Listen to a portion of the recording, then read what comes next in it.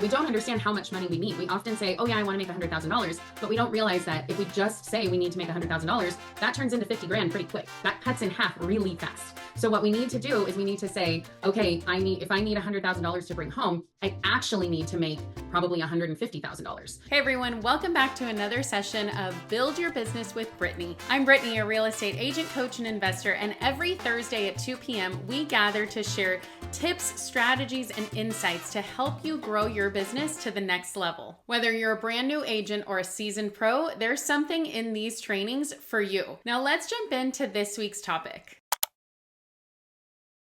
We are talking about unlocking your financial freedom, how to spend that commission check. So we actually are coming into a season that is a little bit unique because normally coming into the fall and holidays and the winter time, things start slowing down a little bit. But because this year is a little bit different, we have federal interest rates, which have dropped, which have actually made have not had an impact on our mortgage rates. In fact, our mortgage rates have gone up in a steep incline. And so they are likely to come down, but we don't necessarily know when.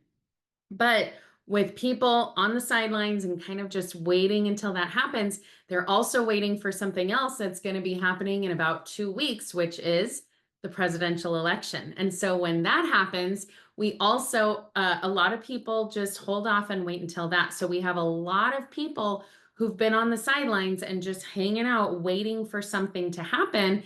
And that thing that they're waiting on is going to be happening in the next 2 weeks. So experts are saying that this fall and winter, we still likely will be seeing higher numbers of transactions taking place than we normally do because it's an unusual mix of situations. So hopefully you're going to be getting those commission checks and you are going to need to know where to spend them, because what happens is that so often when we have an irregular income, we are on the roller coaster of rich, poor, rich, poor, rich, poor, and we don't know how to figure out where to spend our money the best. And so we're going to be talking about that. And actually coming up in November, we're going to be talking about a couple of those topics as well. So definitely sit tight, buckle up, let's jump in. All right, so let's talk about where we're headed today. We are going to be talking about our financial goals. What are they? What should they be? Remember, your goals are your goals. That's the beauty of a business like this, is that you create your own destiny. And so we're going to be talking about those financial goals and how to create them and all of that good stuff. Then we're going to talk about payday. Now what? Where do we actually put our money once it does come in? We're going to talk a little bit about taxes, Taxes 101. I am not a tax professional. You go and talk to your tax professional. I know just enough to get me into trouble, so I'm going to share with you what I know, but my go-to is always telling you go talk to your own tax professionals. But we're going to talk a little bit about it because we all need to have a basic understanding, because we are business owners. We are small business owners and we need to understand what to do with our taxes. Of course, at the end, we're going to talk about how to win, what's important now, and then your bonus. So be sure to stick to the end with me. All right, so let's talk about financial goals. A lot of times people have the misconception about money that money is the key to happiness. But the reality is that money is not the key to happiness. Happiness is happiness and money is money. And of course, you can do great things with money and you can do terrible things with money. Money is an amplifier, a microphone of who you already are. And so when bad people get a lot of money, they do bad things. When good people get a lot of money, they do good things. And so we need to separate the idea that when we get more money, we'll become a better person or we'll be happier or anything like that. Money can pay for ease. It can pay for things to make your life a little bit simpler. It can pay for things that can lead to some small happinesses, you know what I mean? Such as going on vacations. You can pay for a cleaning person to come and clean your house and it'll take a little bit of that stress off. You can pay for certain things. And so Happiness is happiness, money is money. Let's separate those two when we have the conversation about money. So often people really can't get this idea out of their heads that we have an unlimited potential to make money. And some people think that's a bad thing. And some people are hooked to that idea. We want to just separate those two ideas. Happiness is happiness, money is money. By the way, these truths come from, I believe they either now I'm trying to think of where they come from. I believe they either come from the Millionaire Real Estate Investor book by Gary Keller, Jay Papasan, or they come from a course that was designed. I believe it's the course actually that was designed called Quantum Leap. That is a KW course. If it ever comes up in your area, definitely take it because it really helps identify steps to take to grow your business to be a next level, seventh level business. All right, so truth number two, whatever your life is about, more money will amplify it. Money won't change you, it will expose you. And this is what we were talking about. Bad people with a lot of money do lots of bad things. Good people with a lot of money do lots of good things. Money won't change you, it will expose who you truly are. And then truth, this is number 6. Obviously, we go out of order. However, these were the top ones that I hear a lot about and I wanted to address. Money has its own rules and disciplines. If you don't learn those rules, you're basically financially illiterate. Think about playing a game when you don't know the rules. You're playing a totally different game than everybody else. You're not going to win. If you win, it's going to be accidentally. And if you play the same game again, you're probably not going to win a second time. You might have had some beginner's luck, but you're probably not going to have it if you don't actually know the rules. We need to learn the rules of money. And it's specifically true when we are a small business owner needing to make a lot of those financial decisions for ourselves. And it's specifically true when we're talking about maybe starting to build a team and needing other people are relying on us for their financial well-being. It's especially true when our money that comes in is what our families depend on. We have to make sure that we are financially literate. So we need to make sure that we're taking those steps to understand exactly what that is to be furthering ourselves and our families and our businesses. We don't want to be financially illiterate. So we have to learn the rules to money. All right, so what is financial independence? We all get into real estate and say, I want financial independence, I want freedom, I want to make my own decisions. But a lot of times I realize that people are on different pages. So as we talk about financial independence today, this is basically what we're going to go with. It's a state in which an individual or a household has sufficient wealth to live on without having to depend on income from some form of employment. So for a lot of you guys, you're thinking, oh, well, I definitely have to work to survive. Well, that just means you're on your way to financial independence. You're not there yet. And so let's just go through and we'll talk about these levels. So the 5 stages to financial independence. All right, number 1, financial dependence. We are dependent on others financially. Net worth and net cash flow are negative. Now, quick question here. Do you know what your net worth is? Your net worth is everything that you own minus everything that you owe. So any debts are taken away from whatever assets you have. So if you own a house and it's worth $1 million and you owe 800,000 on it, your net worth is 200,000. So it's the same thing with all of your assets and all of your debts. So if you own a house, if you own a car, if you have student loans, if you have a bank account, if you have stocks, a lot of these are assets, some are liabilities, and then some of these have debts that they carry on it. So a lot of times people own their car, but they have a debt with it. Well, if you're upside down in that car, meaning you owe more than it's worth, then that is a liability and you actually have a net negative.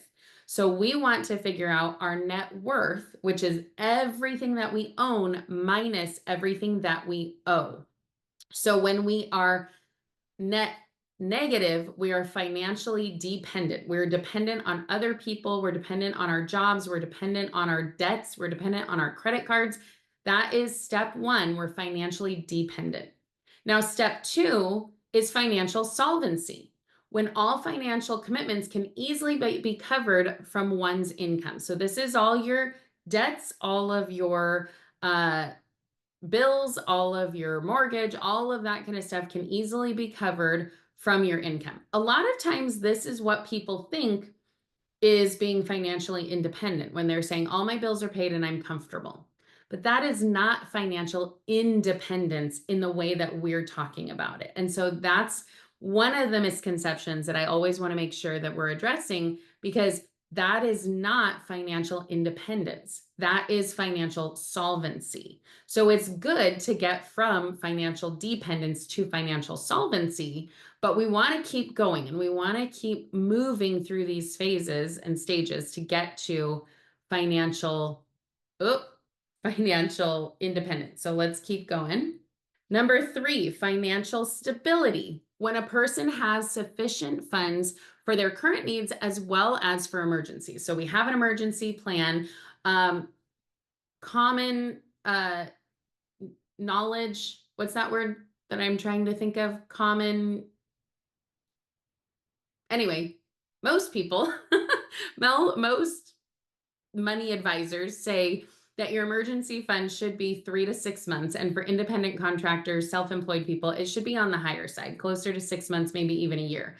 So when you look at your own financial situation, do you have 30, 40, 50 grand sitting aside in a high interest savings account? Or do you have a couple thousand? Or do you have money sitting in stocks? We want to make sure that we have an emergency fund. We are fully covering all of those bills, and we have an emergency fund. Now, at this point, we're getting rid of all those debts. So we have no debts unless they are a positive for us, which again, I am not a financial advisor, so you talk to your finance advisor. However, in general, we don't want consumer debts, and there are some debts that are considered good, such as a mortgage. That is when you can leverage it in such a way that it is a good debt for you. It's an investment, then that's a good debt. It's considered a good debt. Consumer debts, credit cards, all that kind of stuff, never considered good debt. So financial stability is when all those bad debts are gone and you have sufficient funds to cover your current needs as well as emergencies.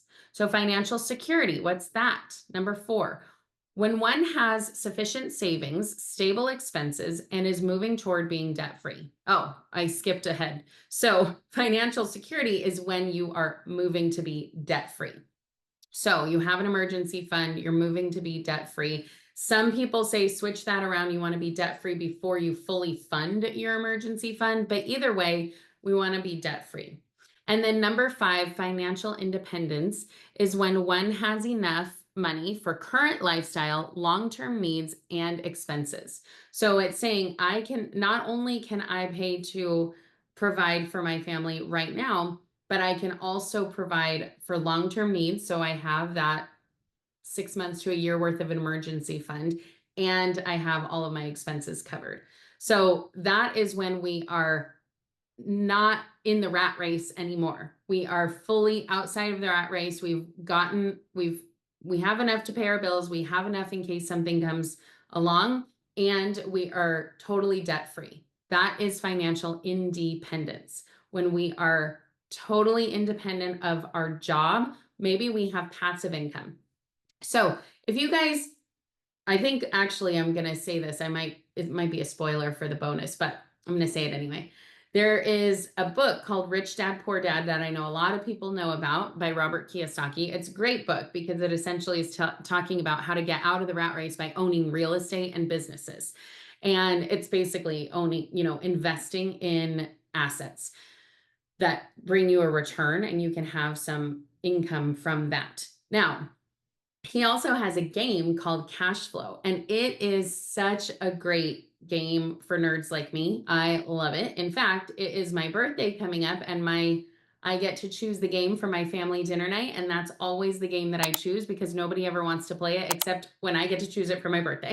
But it's about getting out of the rat race, and it's about getting, taking advantage of small opportunities and big opportunities. So maybe you invest in some stocks, maybe you buy some apartment buildings and that kind of stuff. It's basically the game of life, but with the money side of it. And it's really a game within a game, because at the end of being in the rat race, you have to have all of your expenses covered by passive income. So no longer are you worried about your W-2 income. No longer are you worried about how many houses you sell. It's about your passive income that's coming in that's now covering all your expenses. That is financial independence. I bring up that game because it goes back to understanding the rules to the game of money. And there is literally a game of money that can help click it into place. And it's called cash flow. I highly recommend it. All right, let's jump back in. So there are a couple of quotes that I really love. P.T. Barnum said, "Money is a terrible master, but an excellent servant." If we can figure out how to get money to serve us instead of us being the servant, we are going to be in a much better place financially. And then James Clear says, "Real wealth is not about money. Real wealth is not having to go to meetings, not having to spend time with jerks, not being locked into status games, not feeling like you have to say yes, not worrying about others claiming your time and energy. Real wealth is about freedom." Now, this is so important because I feel like this is so true of us, right? So often in real estate, we think, well, we have to work with this terrible client who is just sucking us dry and they're horrible to work with because I need that closing. But when we are outside of that feeling of like, I just have to make this work, I just have to say yes, you're freed up and you don't have to say yes to those terrible clients. You can refer them out to somebody else, but you don't have to do that. But we can't do that until we get to the stage where we're not dependent on those closings coming in. We're not dependent on that money that we're getting every single month. So this is kind of big picture of why financial independence is so important. And we talk about this in real estate, how we want to be financially independent, but we don't do what it takes to actually get there. So let's talk a little bit about what do we do tactily, you know what I'm saying? Not tactful. Anyway, my brain. Real world examples. What do we do once we get paid? Okay. So where do our commission dollars go? So this is always something that I used to use because this image is very poignant, because in reality, this is very true. When we used to get, if we were on a listing presentation and we said, I charge you X amount, but half of that goes to the buyer's agent. Well, that's not the case anymore. Now we say, I'm charging you X amount, and that's all coming to me. But we still have things that we have to pay. We have expenses, we have splits, we have bills, we have marketing, we have all kinds of stuff that we have to do. So where do our commission dollars actually go? Well, for number one, we have expenses. So it's our fixed expenses like our cell phone bills, maybe our computers, it's our regular marketing that we do, it's our fees that we pay, it's our MLS dues. We have expenses. Okay, before we jump to the next topic, I want to remind you that if you're looking for even more real estate resources like a social media content calendar or an open house roadmap, visit the link in the description below because I have just that for you. And don't forget to like and subscribe so you get more videos just like this as soon as they come out. Now let's keep going with today's training. Number two, our brokerage fees. We have splits that we have to pay. Brokerage fees that go into this. We have administrative fees. We have our TCs that we pay. There's all kinds of stuff that we pay when we're in a transaction. Number three, we have to invest back into our business. Remember, this is a business. So we have to make sure that we are still investing in our business, because if we don't put any money back into our business, guess what? That money that we have is going to run out pretty quick. So we have to make sure we're investing back into our business. Number four, taxes. Ooh, the dreaded T word. We have to pay taxes because when we're a W-2 employee, they take it out for us. We don't have to worry about it. The money that we get has already been taxed. But guess what? When we're in real estate, all that money comes to us and we have to manage it. We have to set aside money for taxes. We have to pay for programs that help us do our taxes, a bookkeeper that makes sure we're doing it all right, that we're keeping all of our books straight. We have to pay for all that. So this is where our commission dollars go. And then finally, number five, we get to take home the rest. And that's where we pay our bills. That's where we pay off debt. That's where we invest in real estate. That's where we live our lives. So in reality, when we're looking at for every $1, how much do we get? It really shrinks down smaller and smaller. In fact, if you weren't there for last week's class, it is on a video now. And so you should have it in your email box, but we talked about how we don't understand how much money we need. We often say, oh yeah, I want to make $100,000, but we don't realize that if we just say we need to make $100,000, that turns into 50 grand pretty quick. That cuts in half really fast. So what we need to do is we need to say, okay, if I need $100,000 to bring home, I actually need to make probably $150,000. So we have to do the math on that. We have to understand that. And if you go into command, we can work on that. So watch the video from last week because we talked about that when we talked about our goals and how to put them into command. That was just a little plug for last week's. All right, so when we talk about investing back into our business, we always give the general rule of thumb of 30%. You get $100, $30 of that goes to your business, $30 goes to taxes, $30 goes to your home pockets, your home accounts, your personal accounts, and then 10% goes to whatever you want it to be. So let's think about when we're investing 30% back, what are the top 4 places that we need to invest back into our business? Number 1 is marketing. We always need to be marketing. If we're not marketing, we could have the best programs. We could have the best, we could be the best agent there ever was, that ever walked the planet. And if nobody knows about it, then you're not going to be in business for very long. We have to always be putting money into marketing. And that can be whatever it looks like. We always talk about your unfair advantage. So what is it? Is it that you're really, really good at door knocking, that your postcards are really good, that your open houses are the best? Is it that you are phenomenal at Facebook ads? Are you really good at Google ads?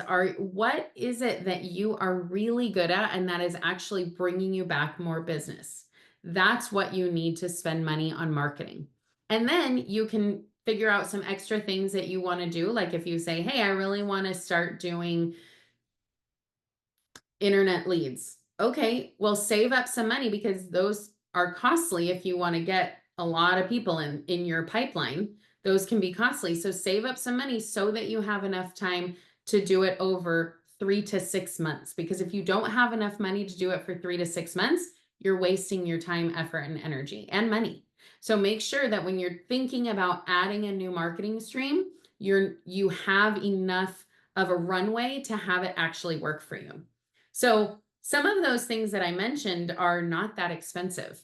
Like an open house. It's not very expensive to do an open house. However, if you realize that a lot of your business is coming from open houses, maybe you'll up your open house game.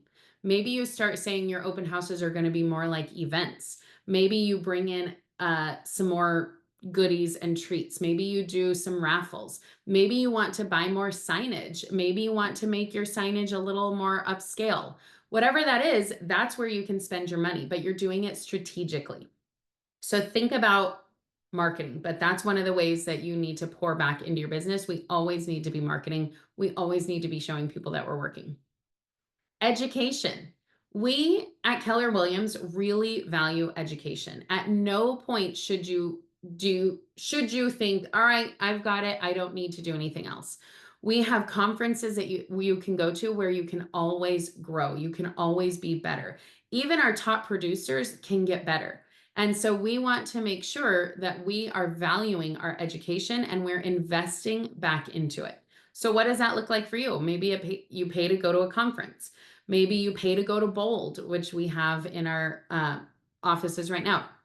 Maybe you pay to do some coaching. Maybe you pay for books. Maybe right now you can't invest that. Maybe you don't have that yet. So maybe we should listen to podcasts. Those are free.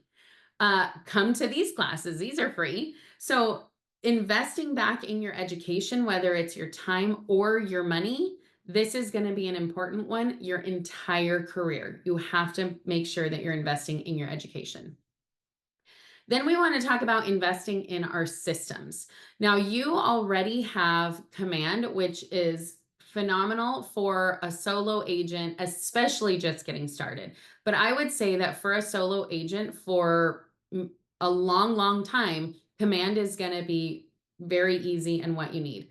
But maybe there's something else that you want to add to one of your systems. Maybe you want to add Calendly. You guys hear me talk about that all the time. I love Calendly because it's a system where I can give somebody a link and they can plug in a time that works for them to schedule a meeting with me, to schedule a showing, to schedule whatever. It saves so much time going back and forth saying, does this work for you? No, that doesn't work for me. I'm not really available then. How about now? What about this? It saves so much time, effort, and energy. So I'm all about that system. Another system that I use is QuickBooks because I use this for keeping my books, for my mileage, for like making sure I'm up with my taxes and paying it quarterly. I use QuickBooks because it helps me so much with all of that. And I pay for it. And all of these things that I pay for, I think are worth it for me. So you have to figure out what is it that is worth it for you because a lot of these things are free or have free elements to them. What is it though that you feel like is going to help your systems improve? It's going to help streamline things. It's going to help make it so that you can help more people. Invest in your systems because that will make it so that you solo can do more before you need to go out and hire somebody else, before you have to invest in even more things into your business. And then number 4, people. Now, this can look like lots of different things. You want to invest in people. Maybe we're talking about, this can look at different, let me collect my thoughts. This can look different at different times of your business.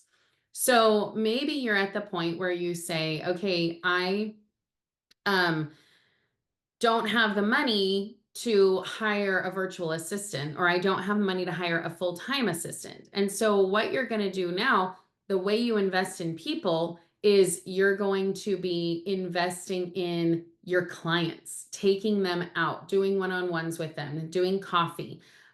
Maybe you're doing some client events. I know we just had at the collection in my office, we just had a trick or treat event where agents were able to go and volunteer. And it's a great time to be able to call people up and say, hey, we're coming, we're going to be here, stop by. It's a great way to build that rapport, to bring people in, to just give your sphere a call, calling your SOI.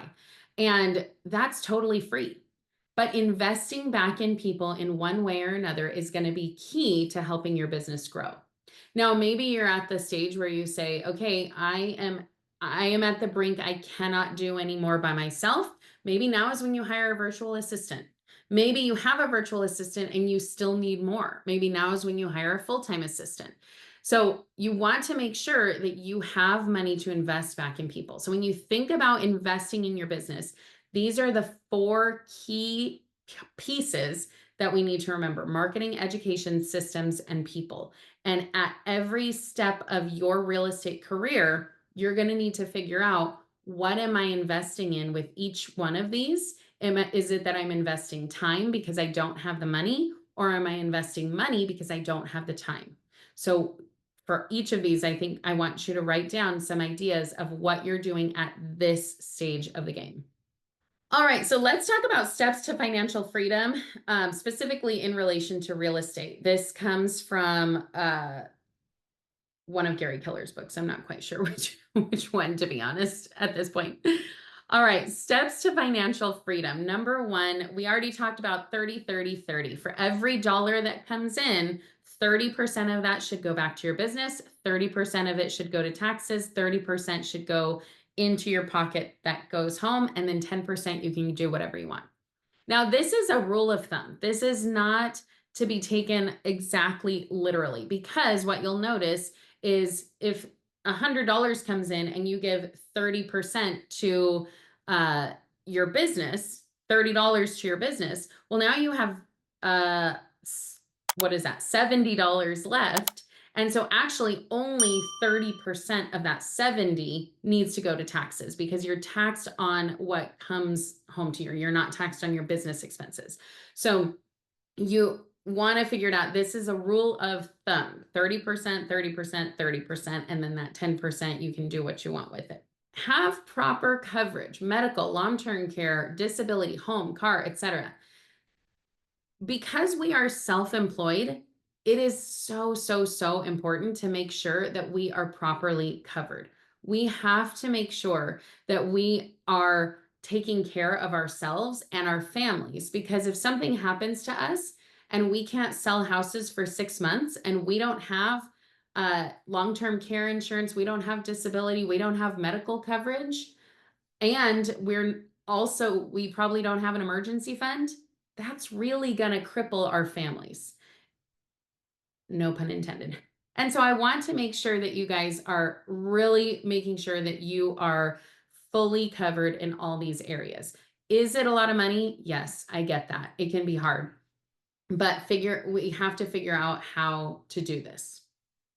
Number 3, pay off consumer debt and don't carry a balance again. So this is including if you have a business credit card, pay it off and don't carry a balance. Just pay it off every single month. Pay it off with every closing. Pay it off and don't carry a balance, because that can creep up really quickly, really easily, and you don't want that to happen. So make sure that you are in the process of paying off your consumer debt. If you have tons of debt and you can't pay it off right now, that's okay. Be in the process of it and figure out your system of what's going to work for you, because having a lot of debt when you have a small business is really going to be difficult for you in the long run. Save your money 6 months to 1 year. So remember, in the beginning, it's important to have just a little bit to save, to have aside in case there's that emergency. But in the long run, you want to have 6 months to a year built up that you can grab that money and use it. So you don't want that money put into real estate. You want that money as much of a liquid investment as it can be, because you do want it to grow and, grow more than inflation, because otherwise you're losing money, right? But you want to make sure that you still are, you're growing that money, but you still have access to it if you need it. So make sure that you're saving. And again, if you don't have that saved, if you have a bunch of debt and all of that stuff, your number one goal should be to save a little bit, 5,000, 10,000, and then start chunking money to pay off that debt. So any kind of financial guru you listen to is going to have something different to say. Find one that works for you and stick to it. And if you have no debt, hallelujah, don't get into debt. Do not fall for these schemes of, like all these leads that are going to cost you $1,500 a month or $10,000 a month or whatever. Don't fall for it. When you're first starting out, just work your sphere. Do your open houses. Do the things that we know work. Don't try and buy these leads and take the easy way out, because that is going to get you into a lot of debt. I know, I've been there. I've done it, and it does not work. So don't fall for those traps. Number 5, save for investments. We talk about this all the time. You are in real estate, you should be buying real estate. And so it's an asset that you know, you understand. So I think it's super important that you should be buying real estate when you're ready. That does not mean that you're saddled with debt and I'm saying go out and buy 5 houses. No, get rid of your consumer debt first and then start saving for those investments. If you're saving for a house in California, even if it's in a lower price point in California, you're still going to have to save about 30, 60,000 for that house. If you're trying to buy something out of state, you're still probably going to have to save. It's usually 20 to 25% down. So you're going to have to save, and again, like 30 grand, even if it's a lower price property. So saving for investments is definitely something that is a longer term thing. But remember, as you get to this financial freedom, it stacks and it grows faster and faster. And that's what we want for you. And then finally, number 6, invest in real estate. So once you've saved, now you get to invest. But notice how we're not telling you to invest in real estate at step 1. We're saying have this plan, make sure these things are in place first, and then invest in real estate. Make sure that it's a blessing and not a curse. Make sure that when you invest in something, you're able to hold on to it for the long run, because investing is not totally fail safe. But investing in real estate, because you're in real estate, you have an unfair advantage. And so you want to take advantage of that unfair advantage. But you also have to remember that just because you might know a little bit more, there's still going to be things that come up. There's still going to be an air conditioner that goes out. There's still going to be a roof that needs to be repaired. There's still going to be a leak that needs to be fixed. So if you constantly are having to go into debt because of this asset that you bought, it's not going to be easy for you. You want to make sure that you are ready for it, that you have saved, and that you have all of your everything covered. All right, so let's talk about taxes. Remember, we're just going to quickly go into this. We're not diving deep into your taxes. This is Taxes 101. Understand your P&L. A P&L is a profit and loss statement, and this tells you how much profit you have and how many losses you have. So this would be your losses are like your expenses, or your losses are going to be costs that you've incurred. And your profit is going to be the money that you brought in. So you want to have your P&L, your profit and loss statement, ready at any given moment. If you don't have your P&L ready at any given moment, then you cannot say that you are running a small business well. So if you don't have that, again, I think I'm giving a spoiler. QuickBooks, I highly recommend. I think I pay like 20 bucks a month for it. So worth it, because it automatically links to my bank accounts. I'm automatically able to say, yep, that was business, that was personal, that was whatever. And even more so, have separate bank accounts. Actually, I might say that in here, but have separate bank accounts, because if you have a separate bank account that is only for business expenses, much easier to say, yep, all of that was business, and it's always business. Anything that comes out of this account, always business. Keep it separate and make your life much easier. Understand the basics. What deductions should you take? How much should you set aside? If you understand the basics, you are going to win in the long run. So deductions that you should take, there are some common deductions that we all talk about that you should take, like mileage. And then there are some that are a little bit more nuanced, like if you take a home office deduction, you have to understand that there are some specifics about that sometimes you can take it, sometimes you can't, and you want to make sure that you are following the rules. How much should you set aside for your taxes? That's another thing that, I always say 30% just to be on the safe side, but in general, it might be less than that, but it might be more than that, because maybe you have penalties that you have to pay. Maybe you have back taxes. Maybe you have all kinds of stuff. You want to know how much you need to set aside. In general, I say 30%, put it in a high interest savings account, let it grow, and every quarter just send that money in. QuickBooks, again, makes this super easy. I am not affiliated with QuickBooks, but I use it personally, and I think it's so helpful. So I highly recommend it. And then pay your taxes. Paying your taxes on time can help you avoid fees and penalties that can add up over time. I've heard so many real estate agents on stages talking about how I was $100,000 in tax debt and they were coming after me and it was so stressful and all this stuff. And I'm just like, that is horrifying. Pay your taxes, avoid the fees, don't have penalties pile up. Just pay your taxes and it will make your life so much easier.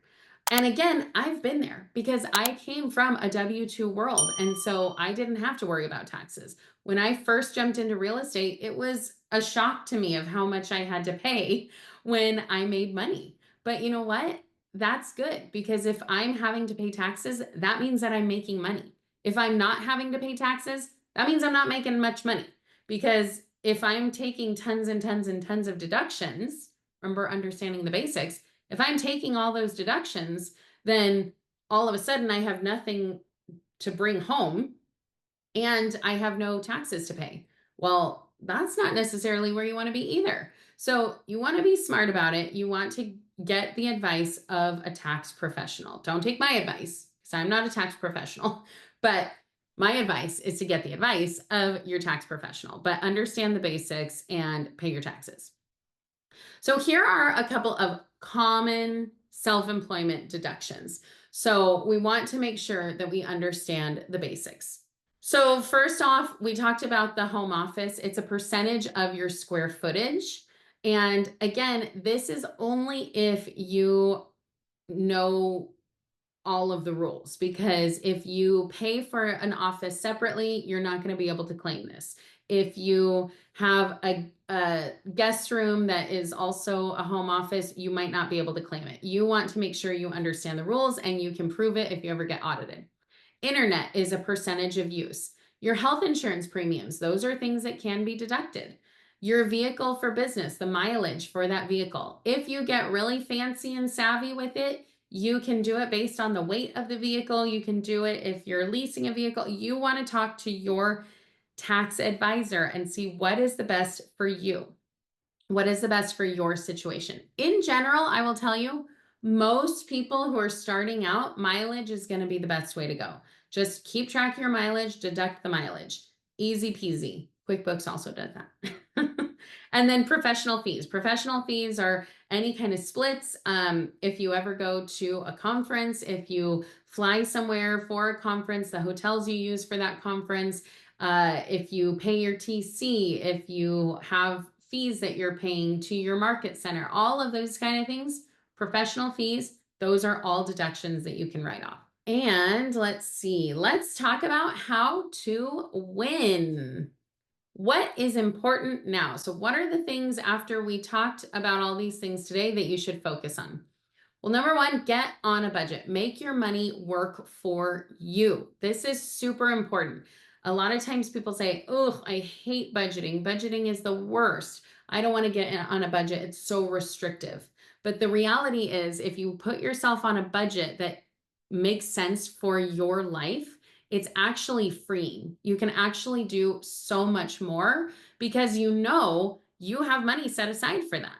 And so you don't have to say, "Ooh, I really shouldn't spend this because I can't afford it." You're not saying that. You have money set aside in different spots so you can afford whatever you want to put it toward.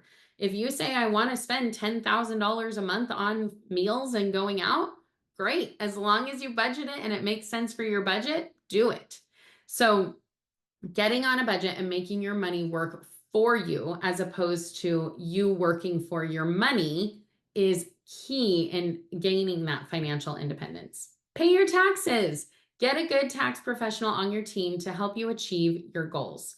Your tax professional is going to save you way more money than they cost you, especially if you get audited or something like that. So make sure that you have a good tax professional on your team. And especially coming around now, like each quarter, you're supposed to pay quarterly taxes. You pay your taxes and you want to know if you want to get advice, if you want to get people to tell you what you should do, now is a good time to talk to them because they're going to start ramping up and get really, really busy and they're not going to have as much time for you. So get Now is a good time to start talking to those tax professionals.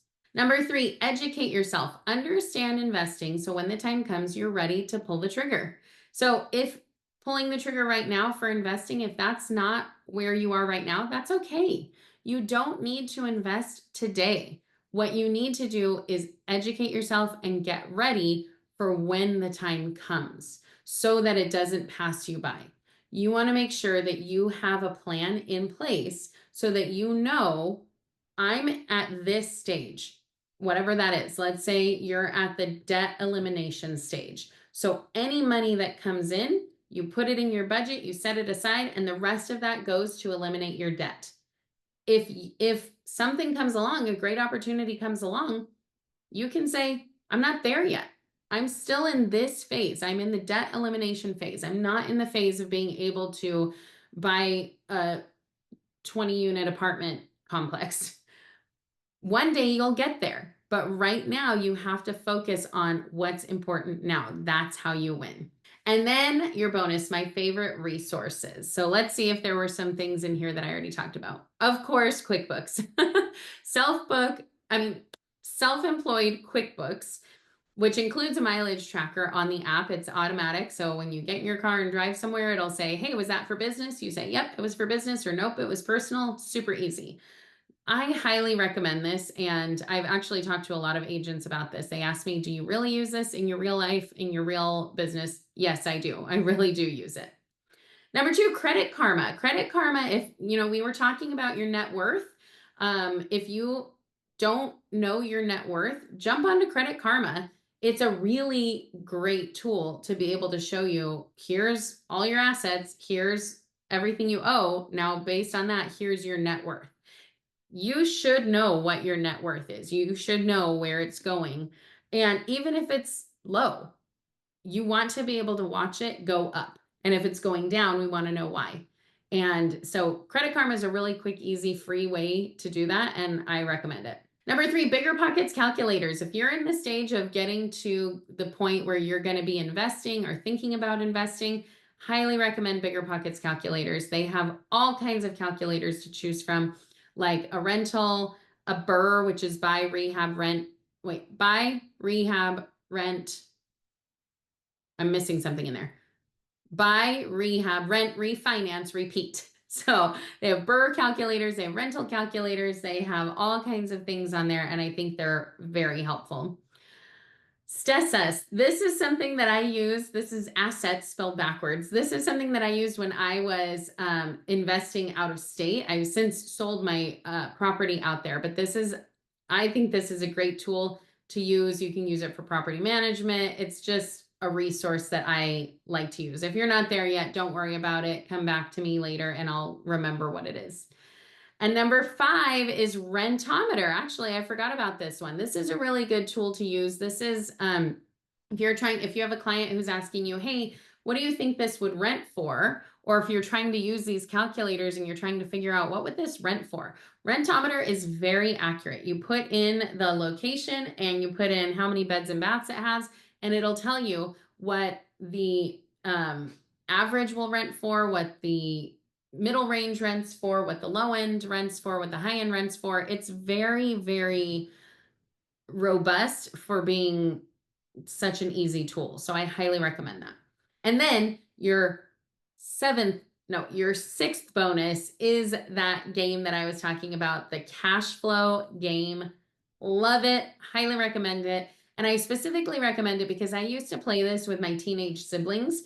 And at the time they were like, I don't get this. This is confusing. I don't know why I'm playing it. They're now in their 20s and they totally understand investing. They're all about getting into investing, getting into buying real estate, doing all of this stuff. And it's because we played this simple game. So if you're still figuring out like how to wrap your head around it, it is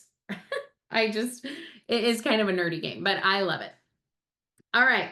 Next week, no training because it's my birthday. Woohoo! The following week, we are going to be here Thursday at 2 p.m. I should be in the office with you, but thank you for rearranging your schedule with me today and bearing with me because I was at home sick. But I will be better, hopefully, in 2 weeks. And so not next week, but the following week, I believe it's November 7th, we're going to be talking about crafting contracts, the RLA, and how to win that listing. So be sure to be there for that. This is a newer contract that we have. And so we want to make sure that you guys understand how to fill it out. We're going to be walking through exactly how to fill it out and some common questions that people might have. So make sure that you are subscribed on my YouTube channel, follow me on my socials.